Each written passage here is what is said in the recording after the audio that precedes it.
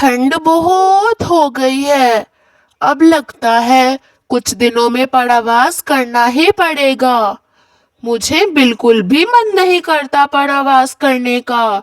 एक जंगल से दूसरे जंगल जाओ और फिर उस जंगल से परावास करके अपने जंगल आओ।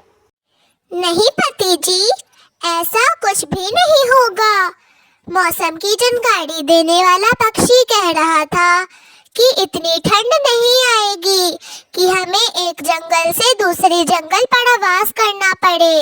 हम एक जगह रह लेंगे। कालू जी, मुझे बर्फ वाले पहाड़ देखने का मन है। मुझे पहाड़ दिखाने ले चलो।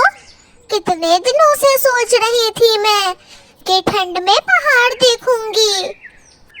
गोरी, मेरी बातों को समझो।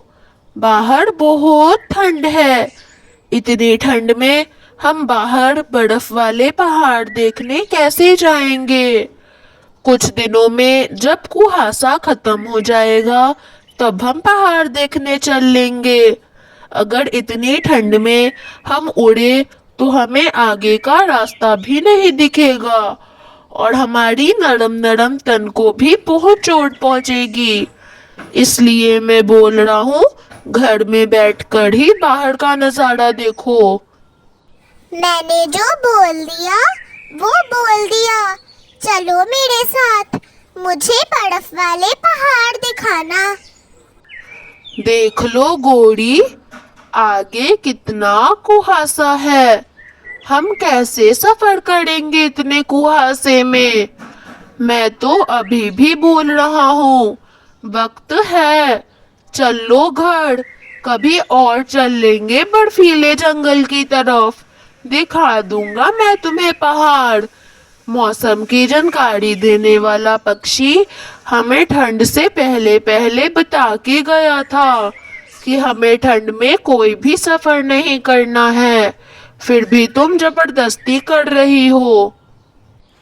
पर गोरी कव्वी कव्वे की बातें नहीं सुनती है और फिर दोनों उड़ने लगते हैं।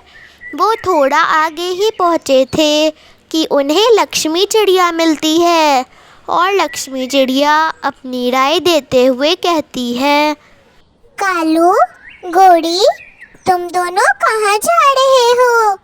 मैं तो अनाज लेकर आ रही हूँ अभी। पास वाली नदी में पूरा बर्फ जमा हुआ है। वहाँ पे कुछ गंदम के दाने पड़े थे। मैं उठाकर ले आई वो गंदम के दाने। पर तुम दोनों कहाँ जा रहे हो इतनी ठंड में? हम तो जा रहे हैं बर्फीली पहाड़ों की तरफ, बर्फ वाले पहाड़ देखने। तुम भी चलोगी हमारे साथ?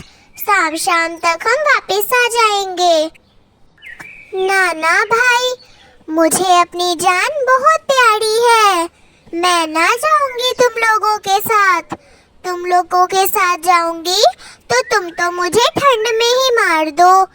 तुम्हें दिख रहा है ना कितना कुहासा हो रहा है, और इतनी ठंड में तो एक छोटा छोटा कीड़ा भी मर जाता है, और हम लोग तो एक पक्षी ही है।